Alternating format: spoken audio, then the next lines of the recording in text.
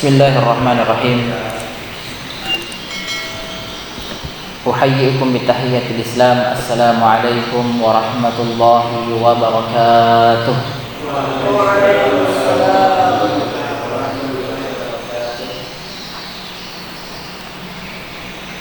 Innal hamdalillah nahmaduhu wa nasta'inuhu wa nastaghfiruh wa na'udzu billahi min shururi anfusina wa min sayyiati a'malina may yahdihillahu fala mudilla lahu wa may yudlil fala hadiya lahu asyhadu an la ilaha illallah wahdahu la syarika lahu wa asyhadu anna Muhammadan 'abduhu wa rasuluh. Alhamdulillah, kita memuji Allah Subhanahu wa ta'ala yang masih senantiasa memberikan kita kesehatan serta kesempatan untuk kita bisa bersama-sama belajar dan terus belajar untuk mengangkat kebodohan pada diri kita semua, untuk keluarga kita, dan untuk orang-orang yang berada di sekitar kita. Kemudian kita mengirimkan salawat serta salam kepada baginda Rasulullah Nabi besar Muhammad sallallahu alaihi wasallam, yang dimana beliau adalah suri tauladan kita semua, kunci kebahagiaan kita semua di kehidupan dunia ini, terlebih nanti di kehidupan akhirat. Ya, semoga Allah Subhanahu wa ta'ala memberikan kita keistiqomahan dalam kebaikan seperti ini. Para ikhwas sekalian yang dirahmati oleh Allah Subhanahu wa ta'ala, malam ini kita kembali melanjutkan pembahasan kitab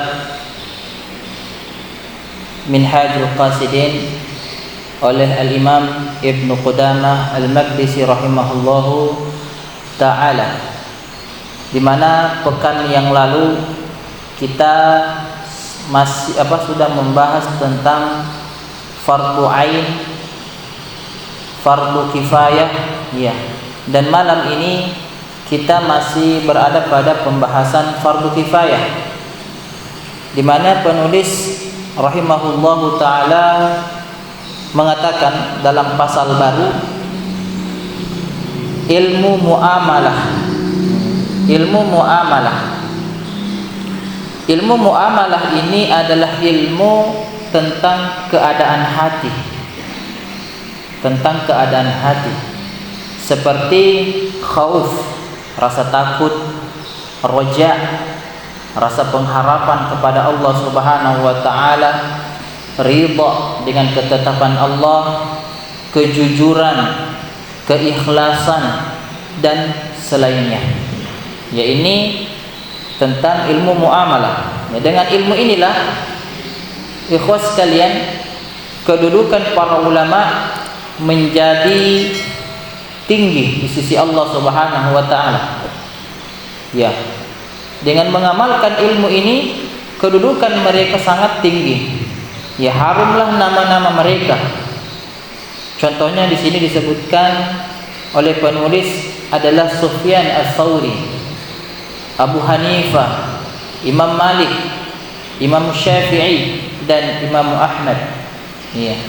Kedudukan ahli fikih dan ulama yang sekarang ini itu lebih rendah daripada kedudukan pemilik ilmu yang di atas yang disebutkan oleh beliau tadi. Ya, karena mereka sibuk dengan gambaran ilmu dan tidak mau bersusah payah mencari hakikat ilmu ataupun mengamalkan kandungan-kandungan yang tersembunyi. Ya, ikhwas sekalian yang dirahmati oleh Allah Subhanahu wa ta'ala. Ya, para ulama yang disebutkan oleh penulis, Sufyan Ats-Tsauri, Imam Malik, ya, Imam Ahmad, Imam Syafi'i, Imam Abu Hanifah, Imam Ahmad, ya, seterusnya, ini yang disebutkan. Mereka memiliki kedudukan yang tinggi karena mengamalkan ilmu-ilmu yang sifatnya muamalah. Ya, berbeda dengan kondisi ulama-ulama yang berada di masa penulis, ya Imam Ibnu Qudamah. Di sini beliau sebutkan ada di antara ulama-ulama atau semacam fuqaha di masanya kedudukannya jauh dibandingkan imam ini. Ya, karena dia hanya menyibukkan dirinya pada hal-hal yang sifatnya furu. Ya, di sini penulis menyebutkan Anda akan mendapati seorang ahli fikih berbicara tentang masalah zihar, berbicara tentang li'an, ya, sabak, perlombaan, dan romyu, memanah. Ya, mereka sibuk mencari keilmuan seperti ini, mendalaminya. Ya, mereka berbicara ahli di dalam masalah al-zihar. Apa itu zihar? Ya, seseorang yang mengatakan kepada istrinya, anti ka zahri ummi, engkau bagaikan engkau seperti punggung ibuku, mengharamkan dirinya untuk menggauli istrinya karena ya mungkin sudah tua renta atau sudah keriput, tidak cantik, sehingga dia tidak memiliki niat lagi untuk menggauli istrinya. Ya, sehingga mengatakan engkau seperti ibuku. Ya, ini perbuatan dosa besar. Ya, akan ada muncul nanti pembahasan tentang zihar secara mendetail. Ya, dia sibuk mengurus ilmu-ilmu seperti ini. Li'an, dia berbicara, ulama-ulama di masanya berbicara tentang masalah li'an, tentang laknat. Ya, saling melaknat satu sama lain. Seorang suami yang menuduh istrinya berzina misalnya atau selingkuh. Ya, kalau misalnya seseorang menuduh wanita selingkuh, wanita muslimah atau berhubungan intim atau zina, dia harus mendatangkan beberapa syahid. Ya. Kalau suami istri tidak perlu mendatangkan syahid atau saksi, tidak perlu. Dia hanya saling melaknat satu sama lain. Jadi 5 kali melaknat. Dia bersumpah, dia menuduh istrinya, kamu berzina. Iya. Kemudian kedua kalinya kamu berzina, kamu selingkuh sampai 4 kali, dan kelimanya dia mengatakan, kalaulah benar kamu selingkuh maka engkau akan dilaknat oleh Allah. Dan istrinya juga akan mengatakan, saya tidak selingkuh demi Allah. Dia bersumpah 4 kali sampai terakhirnya mengatakan, kalau kamu benar tuduhanmu maka aku hancur binasa, aku terlaknat oleh Allah. Begitu. Ini mereka membahas tentang persoalan-persoalan seperti ini, perlombaan, ya, musabaqah, tentang memanah, ya. Sebenarnya para ikhwah sekalian yang dirahmati oleh Allah Subhanahu wa taala, ada memang ilmu-ilmu yang harus kita ketahui, namun tidak mesti harus mendetail. Ya, cukup kita ketahui saja. Contoh misalnya memanah ini, kalau kita sudah tahu tentang dalilnya, ya, kita sudah tahu tentang keutamaan memanah, tinggal praktek. Tidak usah menghabiskan waktu bertahun-tahun lamanya, ya, permasalahan memanah. Jadi tidak semua. Ya, maka penulis mengatakan dia membahasnya secara panjang lebar hingga menghabiskan waktu yang begitu banyak. Ya, padahal masalah ini tidak terlalu dibutuhkan. Ya. Di sisi lain, dia tidak menjelaskan masalah keikhlasan dan tidak memperingatkan bahaya riya. Nah, itu dia tidak menjelaskan tentang itu semua, keikhlasan dan bahaya riya. Malah dia sibuk tentang persoalan zihar, li'an, ya, dan memanah dan seterusnya. Ya, padahal menjelaskan masalah keikhlasan dan memperingatkan tentang bahaya riya hukumnya fardu ain. Ya, jika seseorang mengabaikannya, kebinasaan yang akan didapatinya. Adapun masalah-masalah fikih yang dia bicarakan itu hukumnya fardu kifayah. Ya, tentu diutamakan fardu ain daripada fardu kifayah. Ya, oleh karena itu, seandainya ditanya tentang sebab dia tidak membahas masalah keikhlasan dan riya, dia tidak mampu untuk menjawabnya. Ya.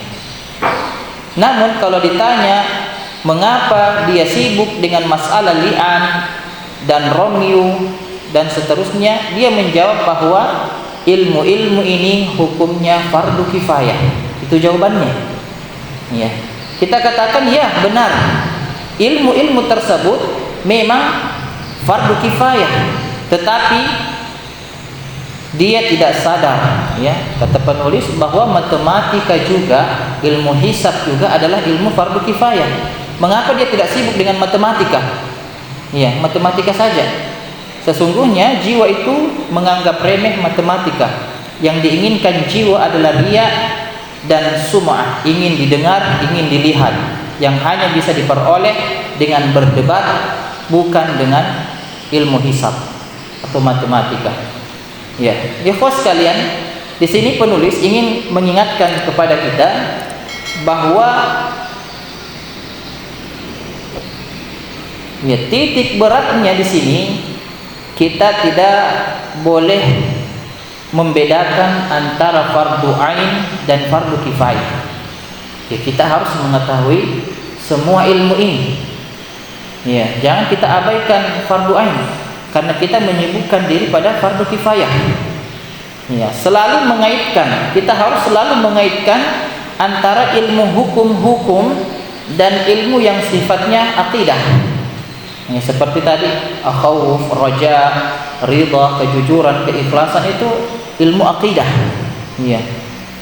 Ya, ikhlas, ya, dengan mengetahui dua keilmuan ini, mengaitkan antara hukum-hukum dan ilmu akidah, maka kita akan lebih selamat.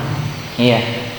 Ikhlas, ya, saat kita ingin menikah, ya, saat kita ingin bercerai, ya, itu semua atas ketentuan Allah Subhanahu wa taala dan dia harus ikhlas. Ya. Mungkin dia tahu tentang hukum-hukum cerai, ya, tentang hukum menikah, kenapa dia ingin menikah, ikhlas karena Allah untuk menyempurnakan 1/2 daripada agamanya, ya, 1/3 daripada agamanya.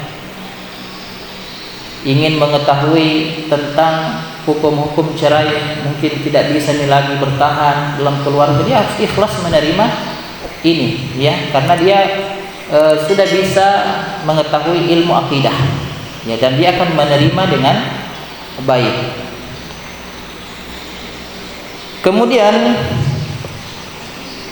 ada istilah-istilah ilmu yang telah diubah. Ini judul yang lain.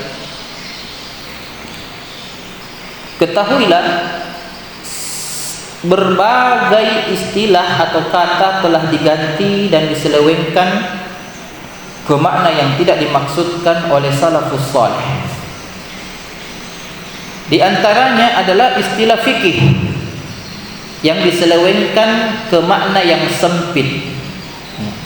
Menurut mereka, fikih adalah pengetahuan tentang masalah-masalah furu'. Ya, kita sudah bahas tentang furu' kemarin, apa itu, ya. Jadi pengetahuan tentang masalah-masalah furu' dan sebab-sebabnya, itu pengertian fikih menurut beberapa ulama-ulama atau orang-orang saat ini, ya. Jadi dia mengatakan fikih itu seperti demikian, sangat sempit, ya, menyempitkan pengertian tentang fikih. Padahal, ya, adapun fikih menurut generasi awal para salafus saleh adalah ilmu tentang jalan-jalan menuju akhirat. Nah, ini yang menurut para fuqaha, pengetahuan tentang bahaya-bahaya jiwa secara mendetail, kemudian hal-hal yang merusak amalan, keyakinan kuat tentang hinanya dunia, kuatnya perhatian untuk mencari kenikmatan akhirat, dan pengondisian hati agar merasa takut. Ya, ini pengertian fikih yang dipahami oleh salafus saleh terdahulu. Ya, bukan hanya berputar pada masalah furu', ya, cabang-cabang dalam persoalan usul. Ya. Oleh karenanya, ya, penulis menyebutkan Al Hasan Al Basri menyatakan bahwa ahli fikih adalah orang yang zuhud terhadap dunia. Ya, mereka adalah orang-orang yang zuhud terhadap dunia, bersemangat terhadap kehidupan akhirat, memahami urusan agamanya, senantiasa beribadah kepada Rabb-Nya, wara, meninggalkan perkara yang membahayakan akhiratnya, menjaga kehormatan kaum muslimin, tidak menggibahnya, tidak mengambil haknya, menjaga diri dari harta-harta mereka, dan selalu memberikan nasihat kepada mereka. Yaitu, ikhwas sekalian yang dirahmati oleh Allah Jalla wa Ala, inilah perkataan yang harus kita memahaminya, bahwa fikih itu ketika kita menjadi orang yang takut kepada Allah Subhanahu wa taala, ya semua kita gantungkan kepada Allah Subhanahu wa taala tentang persoalan kehidupan kita. Kita menerima semua keadaan-keadaan dan cobaan dari Allah. Ya, kita wara, kita zuhud.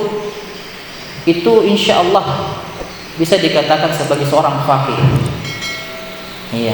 Apalagi kalau sudah mengetahui hukum-hukumnya, insyaallah. Ya, bukan hanya beredar pada pemahaman tentang furu'-furu' agama. Ya, itulah yang dikatakan faqih oleh para ulama atau fuqaha atau salafus saleh di masa dulu. Ya, dengan demikian mereka lebih banyak menggunakan istilah fikih untuk ilmu-ilmu tentang akhirat. Ya, sebab fikih tidak mencakup fatwa-fatwa kecuali secara global saja. Ya, dari penyempitan makna ini menjadi jelaslah ya pengaburan yang disebarkan oleh sebagian orang bahwa fikih itu sekedar ilmu tentang fatwa-fatwa lahiriah, bukan ilmu tentang muamalah untuk akhirat. Ya. Ya, pas sekalian yang dirahmati oleh Allah Subhanahu wa taala. Contoh lain yang disebutkan oleh penulis, ya, kalimat-kalimat yang diselewengkan adalah istilah ilmu. Ini juga diselewengkan oleh orang, ya. Dahulu istilah ini bermakna ilmu tentang Allah dan ayat-ayatnya. Ya, kalau dikatakan orang berilmu itu dahulu adalah ilmu tentang Allah dan ayat-ayatnya. Maksudnya ilmu tentang berbagai nikmat dan perbuatan Allah kepada para hambanya. Akan tetapi mereka mempersempit makna ilmu, dan yang mereka sebut ahli ilmu adalah orang yang memenangi debat permasalahan fikih, walaupun sebenarnya dia bodoh tentang tafsir dan hadis. Ya, lihatlah kondisi sekarang ini. Ya, jangan jauh-jauh melihat masa yang lalu. Sekarang saja orang yang jago berdebat, jago retorika, itu dikatakan orang yang berilmu. Ya, ada mungkin yang kita saksikan di media sosial, dia adalah seorang cendekiawan yang punya retorika yang bagus, sehingga kita mengatakan dia adalah orang yang berilmu. Ya, menurut salafus saleh bukan demikian. Ya. Yang dikatakan berilmu adalah mereka yang mengenal tentang Allah Subhanahu wa taala dan ayat-ayatnya. Kemudian contoh ketiga, istilah yang diselewengkan, yaitu istilah tauhid. Dahulu kata penulis, makna tauhid adalah memandang bahwa segala sesuatu berasal dari Allah Subhanahu wa taala dengan pandangan yang memutuskan ketergantungan kepada perantara-perantara dan sebab-sebab selainnya. Ya, pandangan seperti ini melahirkan tawakal dan ridha kepada Allah Subhanahu wa taala. Ya, ini tauhid. Ya, pada pandangan seperti ini itu melahirkan tawakal dan ridha kepada Allah. Ya, namun pada masa sekarang, ikhwas sekalian, penulis menyebutkan lafaz tauhid dipakai untuk bidang ilmu kalam, ya, dalam permasalahan usul akidah dan iman.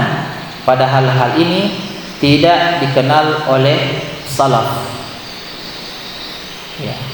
Jadi kalau orang dikatakan bertauhid menurut salafus salih dahulu adalah memandang bahwa segala sesuatu berasal dari Allah Subhanahu wa taala, ya, dan memutuskan ketergantungan kepada selain daripada Allah Jalla wa Ala. Ya, bukan hanya berliput pada permasalahan usul, ya, permasalahan akidah atau dan iman. Kemudian contoh yang keempat, lafaz yang diselewengkan, ya, kalimat-kalimat yang diselewengkan. Ini harus kita tahu supaya kita tidak salah memahami, ya, pengistilahan dalam syariat kita.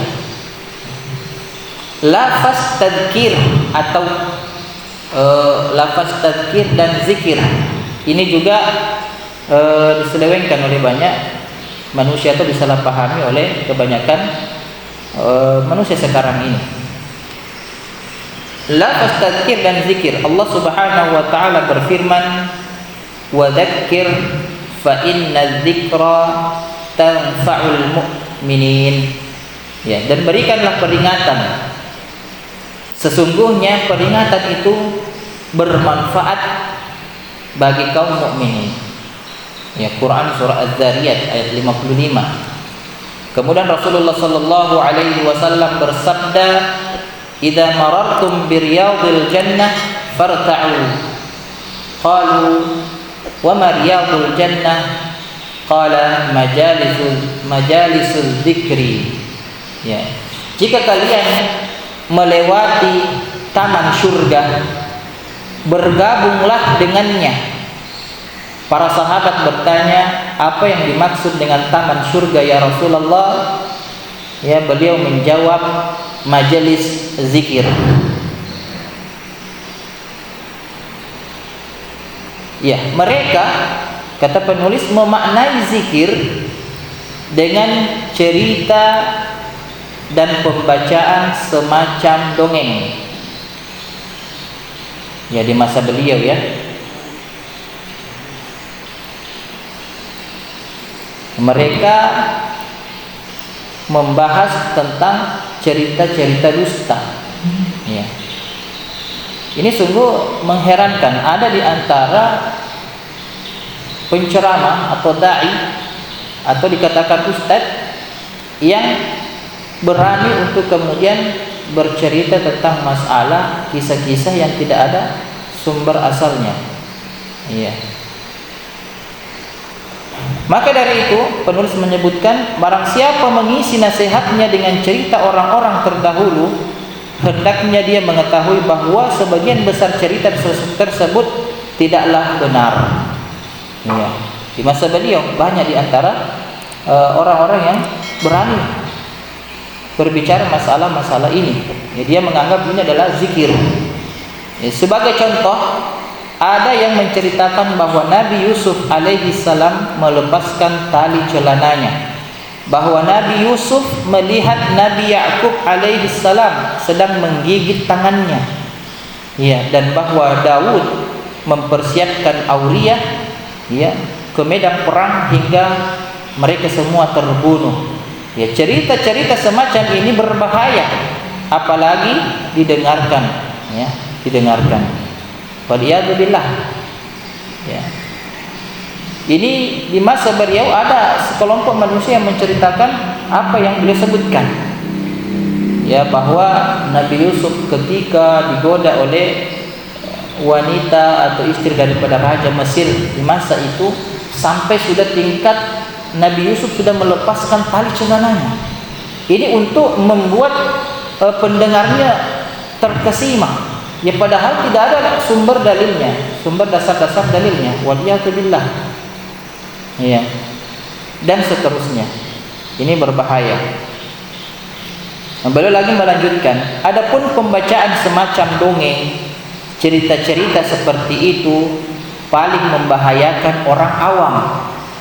Ya, sebab di dalamnya disebutkan mahabbah, kecintaan, ya, wisal, hubungan kasih sayang, dan pedihnya perpisahan. Padahal sebagian besar hadirin adalah orang-orang yang keras. Batin mereka terisi syahwat dan kecintaan terhadap gambar-gambar. Ya, kalau kita lihat di masa sekarang ini, di mana kita sering menyaksikan televisi, ada kisah-kisah yang dibuat-buat, ya, film-film yang dibuat, yang berperan sebagai seorang ayah memiliki anak perempuan, seorang suami dan istri, ya, sehingga diadakan semacam acting, mereka saling berpelukan padahal bukan mahram. Ini kisah-kisah.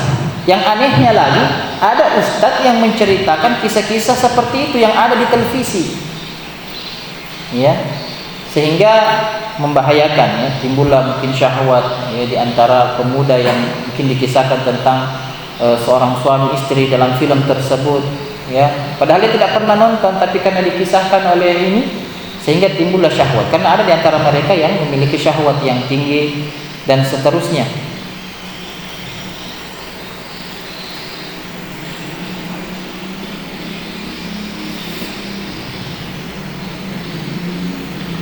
Di sini penulis menyebutkan akibatnya kisah-kisah seperti itu hanya akan menggerakkan sesuatu yang terpendam, ya, dalam nafsu mereka.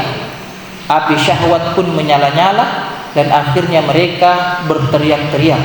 Semua ini adalah kerusakan. Ya. Mungkin pernah, ya, ada yang menceritakan tentang kisah-kisah romantis sehingga wanita-wanita itu teriak-teriak, ya, terbawa arus dari kisah-kisah mereka. Kemudian terkadang isi daripada dongeng tersebut mengandung klaim yang berlebihan bahwa dirinya sangat mencintai Allah. Ya, sikap ini sangat berbahaya. Ya, sekelompok petani meninggalkan lahan pertanian mereka kemudian menampakkan klaim seperti ini. Ya, ada ustadz atau seorang penceramah mengisahkan tentang bagaimana mencintai Allah sepenuh jiwa, ya, mencintai Allah sepenuh hati sehingga mereka meninggalkan pertanian-pertanian mereka.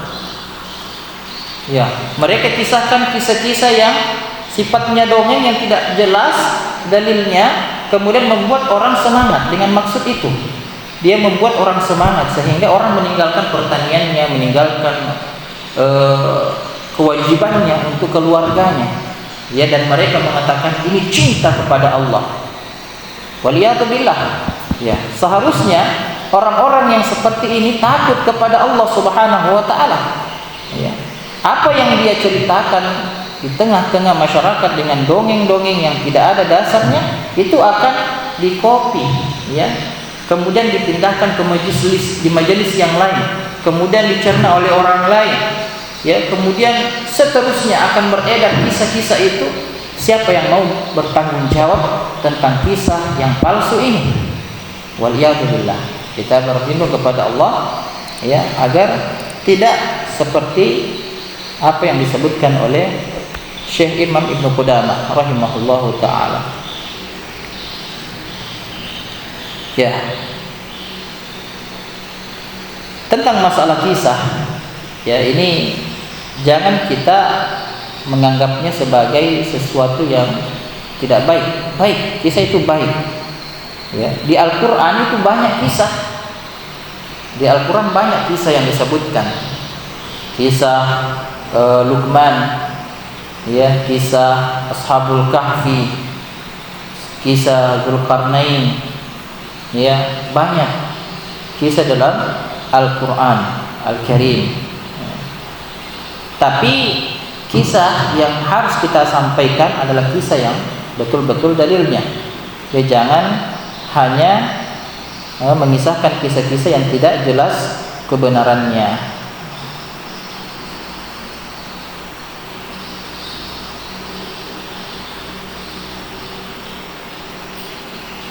Nah, ikhwas sekalian yang dirahmati oleh Allah Subhanahu wa taala, majelis zikir ada yang mengatakan di dalam majelis zikir itu ada yang menceritakan seseorang, ya, dia setelah berzikir dia kemudian menceritakan seseorang di dalam zikir-zikir mereka, ya. Bahkan ada yang sudah tidak sadar beralih kepada sikap ghibah, mengkafirkan orang lain, ya. Di dalam majelis zikirnya dia menganggap dirinya yang paling benar dan mengatakan yang lain sesuatu yang sesat. Waliyadzubillah. Seharusnya tidak demikian, ikhwas sekalian. Kalau dia betul-betul orang yang baik, ya jangan dia menceritakan orang lain dalam majelis-majelis zikir mereka. Ini tidak benar. Ya seharusnya kalau dia benar, maka ketika dia mendapati seseorang berbeda dengan pendapatnya atau di luar daripada jalur kebenaran, dia datangi orang tersebut dan memberikan nasihat. Setelah diberikan nasihat dan kemudian orang itu masih menyebarkan keburukannya, kesesatannya, ya maka disinilah peran tahzir. Baru ditahzir, bukan dilihat di media sosial potongan-potongan ceramahnya baru kemudian dikatakan sesat, langsung ditahzir tanpa ditabayun terlebih dahulu. Ya, itu mungkin jamaah sekalian yang dirahmati oleh Allah Jalla wa Ala. Kita lanjut. Ini kita langsung bahas secara cepat. Pasal berikutnya, kadar yang terpuji dari ilmu-ilmu yang terpuji. Ya, ketahuilah ilmu yang terpuji terbagi menjadi dua. Pertama, ilmu yang terpuji hingga mencapai puncak pujian. Ya, semakin banyak ilmu ini dipelajari, semakin baik dan semakin utama. Yang dimaksud adalah ilmu tentang Allah, sifat-sifat dan perbuatan-perbuatannya, serta hikmah adanya akhirat setelah dunia. Sesungguhnya ilmu ini dengan sendirinya harus dituntut dan dicari. Dengan ilmu ini akan dicapai kebahagiaan di negeri akhirat. Ilmu ini ibarat lautan yang tidak diketahui kedalamannya. Orang yang menyelaminya hanya mencapai tepiannya sebatas kemampuan mereka. Ya, ini ilmu yang terpuji hingga mencapai puncak pujian. Ya. Kemudian yang kedua, ilmu yang dipuji dengan kadar tertentu saja. Yang dimaksud adalah ilmu-ilmu yang sifatnya fardu kifayah. Ya, sebagaimana yang telah kami sebutkan, setiap ilmu jenis ini ada yang meremehkannya, ada yang mempelajarinya sebagaimana mestinya, ada pula yang mempelajarinya secara berlebihan. Ya, jadilah Anda salah satu dari dua jenis orang yang sibuk memerhatikan diri sendiri atau orang yang memperhatikan orang lain setelah selesai memperbaiki diri sendiri. Ya, awas, kata beliau, jangan sibuk memperbaiki kondisi orang lain sebelum memperbaiki diri sendiri. Sibukkan diri Anda dengan memperbaiki dan membersihkan batin dari sifat-sifat tercela, ya, seperti rakus, hasad, dengki, ria, dan ujub. Ya, Anda harus memperbaiki batin sebelum memperbaiki aspek lahiriahnya. Ya, insya Allah akan datang penjelasannya dalam bab hal-hal yang membinasakan. Ya, ini akan dibahas di bab-bab hal-hal yang membinasakan. Ya, beliau lagi melanjutkan, sebelum selesai memperbaiki diri sendiri, jangan menyibukkan diri dengan hal-hal yang hukumnya fardu kifayah. Karena banyak orang selain Anda yang sudah berusaha mempelajarinya. Ya, orang yang membinasakan diri untuk memperbaiki orang lain adalah orang yang bodoh. Ya. Dia ibarat orang yang ingin mengusir lalat dari orang lain sementara banyak kalajengking yang menyusup ke balik bajunya. Ya, setelah Anda selesai memperbaiki dan membersihkan jiwa, ya namun alangkah panjangnya jalan ini, silahkan sibukkan diri dengan ilmu yang fardu kifayah, akan tetapi perhatikan urutan kebutuhan terhadap ilmu tersebut. Ya, ikhwan sekalian yang dirahmati oleh Allah. Jadi untuk kebaikan diri kita, jangan kemudian melihat kebaikan untuk orang lain sebelum diri kita terlebih dahulu. Iya. Kita dulu yang berilmu, baru orang lain. Kita dulu yang memperbaiki diri, baru kemudian orang lain.